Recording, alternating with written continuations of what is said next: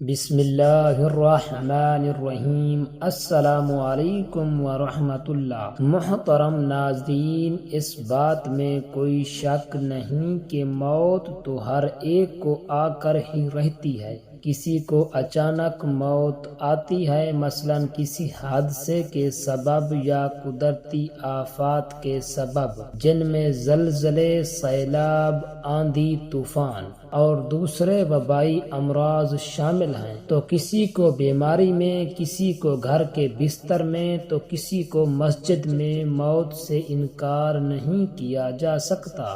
موت کسی کی ٹلتی نہیں۔ جب اس کا وقت آ جائے تو چاہے بادشاہ ہو یا غلام، امیر ہو چاہے فقیر، سفیر ہو چاہے مشیر، یہ کسی کو نہیں بخشتی۔ زمین کے اندر چھپ جائے یا آسمان کی وسعتوں میں محفوظ ہو جائے، لیکن موت جو ہے جب اس کا وقت آ جائے تو آ کر ہی رہتی ہے کہ اپنے اسباب خود پیدا کر لیتی ہے۔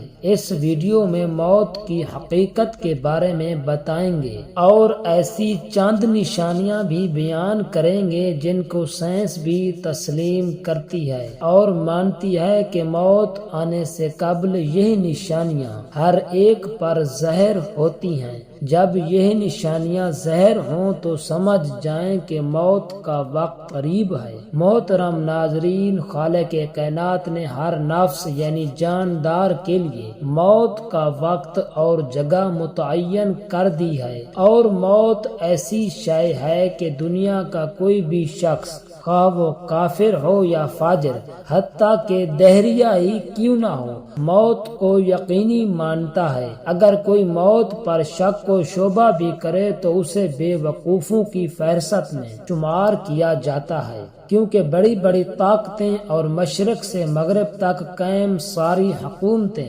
موت کے سامنے عاجز و بے بس ہو جاتی ہیں۔ موت بندوں کو ہلاک کرنے والی، بچوں کو یتیم کرنے والی، عورتوں کو بیوہ کرنے والی، دنیاوی اور ظاہری سہاروں کو ختم کرنے والی، دلوں کو تھرانے والی، آنکھوں کو رلانے والی، بستیوں کو اجاڑنے والی، جماعتوں کو منتشر کرنے والی، لذتوں کو ختم کرنے والی، امیدوں پر پانی پھیرنے والی، ظالموں کو جہنم کی وادیوں میں جھلسانے والی اور متقیوں کو جنت کے بالا خانوں تک پہنچانے والی شے ہے۔ موت نہ چھوٹوں پر شفقت کرتی ہے، نہ بڑوں کی تعظیم کرتی ہے، نہ دنیاوی چودھریوں سے ڈرتی ہے، نہ بادشاہوں سے، نہ ان کے دربار میں حاضری کی اجازت لیتی ہے۔ جب بھی حکم خداوندی تعالی ہوتا ہے تو تمام دنیاوی رکاوٹوں کو چیرتی اور پھاڑتی ہوئی مطلوب کو حاصل کر لیتی ہے۔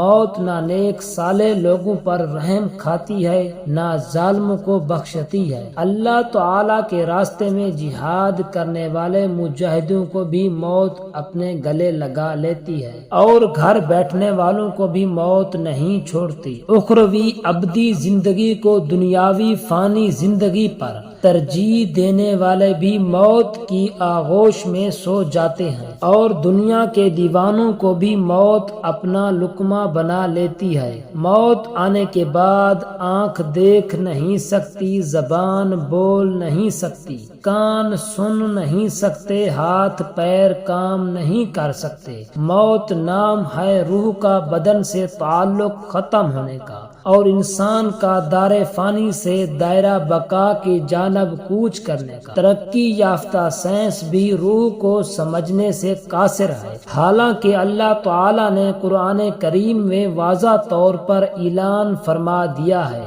روح صرف اللہ تعالی کا حکم ہے۔ موت پر انسان کے اعمال کا کھاتہ بند ہو جاتا ہے، اور موت پر توبہ کا دروازہ بند اور سزا اور جزا کا عمل شروع ہو جاتا ہے۔ حضور اکرم صلی اللہ علیہ وآلہ وسلم نے ارشاد فرمایا، اللہ تعالی بندے کی توبہ قبول کرتا ہے یہاں تک کہ اس کا آخری وقت آ جائے۔ ہر روز، ہر گھنٹہ، بلکہ ہر لمحہ اپنی موت کے قریب تر ہوتے چلے جا رہے ہیں۔ سال، مہینے اور دن گزرنے پر ہم کہتے ہیں کہ ہماری عمر کتنی ہو گئی ہے، لیکن حقیقت یہ ہے کہ اتنے ایام ہماری زندگی سے کم ہو گئے ہیں۔ موت ایک مصیبت بھی ہے، جیسا کہ اللہ تعالیٰ فرماتا ہے، اور وہی تمہیں موت کی مصیبت پیش آئے۔ سورۃ المائدہ۔ اللہ تعالیٰ نے اپنے کلام کے متعدد آیات میں موت اور اس کی حقیقت کو بیان کیا ہے، جن میں سے چند آیات پیش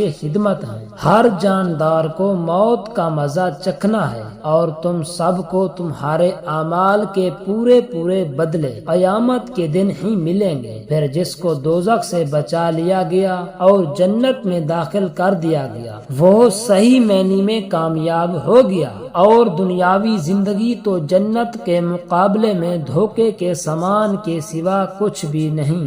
سورہ ال-عمران۔ اس آیت میں اللہ تعالیٰ نے انسانوں کی کامیابی کا معیار ذکر کیا ہے، اور وہ یہ ہے کہ اس حال میں ہماری موت آئے کہ ہمارے لیے جہنم سے چھٹکارے اور حصول جنت کا فیصلہ ہو چکا ہو۔ اس زمین میں جو کچھ بھی ہے فنا ہونے والا ہے، اور صرف تمہارے پروردگار کی فضل والی، جلال والی اور فضل و کرم والی ذات باقی رہے گی۔ سورۃ الرحمن۔ ہر چیز فنا ہونے والی ہے سوائے اللہ تعالیٰ کی ذات کے۔ حکومت اسی کی ہے اور اسی کی طرف لوٹ کر جانا ہے۔ سورۃ القصص۔ محترم اور معزز ناظرین، اب آتے ہیں موت کی چند نشانیوں کی جانب۔ جب موت کا آخری وقت ہوتا ہے تو یہ 3 نشانیاں ہر ایک پر ظاہر ہوتی ہیں۔ پہلی نشانی یہ ہے کہ جسم کا وقت جب ختم ہونے والا ہوتا ہے تو آنکھوں میں آنسو چمکتے ہیں اور جسم کا درجہ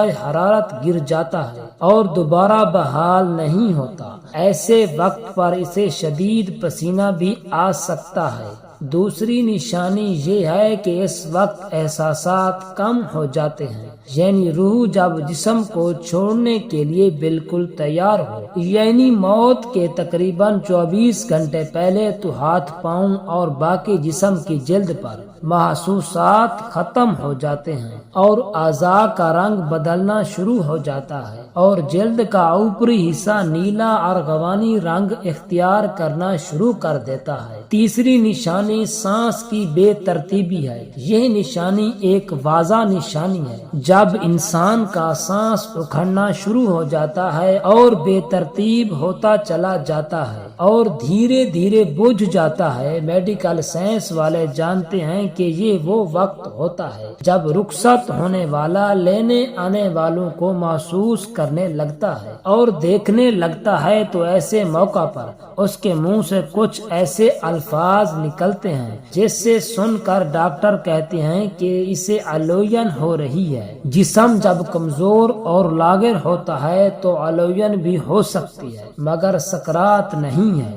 اور اہل علم اس بات کو اچھی طرح سے جانتے ہیں کہ ساری زندگی جسم کو خون پمپ کرنے والے دل کی دھڑکنیں موت سے کچھ دیر پہلے بے ترتیب ہو جاتی ہیں اور نبض اس قدر سست ہو جاتی ہے کہ اسے ہاتھ سے محسوس کرنا مشکل ہو جاتا ہے، اور یہ بہت بڑا اشارہ ہوتا ہے کہ جسمانی اعضاء اپنا وقت پورا کر چکے ہیں اور ان قریب بجھنے والے ہیں۔ جسم کا وقت جب ختم ہونے والا ہوتا ہے تو آنکھوں میں آنسو چمکتے ہیں اور جسم کا درجہ حرارت گر جاتا ہے اور دوبارہ بحال نہیں ہوتا۔ ایسے موقع پر اسے شدید پسینہ بھی آ سکتا ہے۔ ایسے موقع پر کمزور دل افراد اپنے جذبات پر قابو نہیں رکھ پاتے، تو انہیں چاہیے کہ مریض کے پاس نہ رہیں اور اس کے پاس ہرگز مت روئیں، کیونکہ جسم کی سماعت کی حس پوری طرح سے کام کر رہی ہوتی ہے، اور محبت کرنے والے اہل خانہ کو تکلیف میں دیکھنا بھی ایک تکلیف ہے۔ اس لیے رخصت ہونے والے جسم کی روح کو اس تکلیف میں مبتلا نہ کریں اور اپنے جذبات کو قابو میں رکھیں، اور ایسے موقع پر ختم ہونے والے جسم کو سخت ہاتھ مت لگائیں اور نرم ہاتھوں سے اس کے بالوں میں انگلیاں پھیریں اور بار بار اس کی جگہ تبدیل نہ کریں، اور جتنا ممکن ہو اس کے لیے سکون فراہم کریں تاکہ اس پر یہ عمل آسان ہو سکے۔ کچھ لوگ ایسے وقت پر مریض کو کلمہ پڑھنے پر مجبور کرتے ہیں۔ اگر مریض مسلمان ہے تو ہرگز ایسا مت کریں، اور مریض کو مجبور کرنے کی بجائے آہستہ آواز میں اس کے قریب یہ کلمات ادا کریں تاکہ وہ سن سکے، کیونکہ اس کی سماعت کی حس کام کر رہی ہوتی ہے۔ اور یاد رکھیں کہ بطور مسلمان وہ یہ کلمات اپنی زندگی میں ادا کر چکا ہے، اسی لیے اس موقع پر اگر وہ اپنی زبان کی کمزوری کی وجہ سے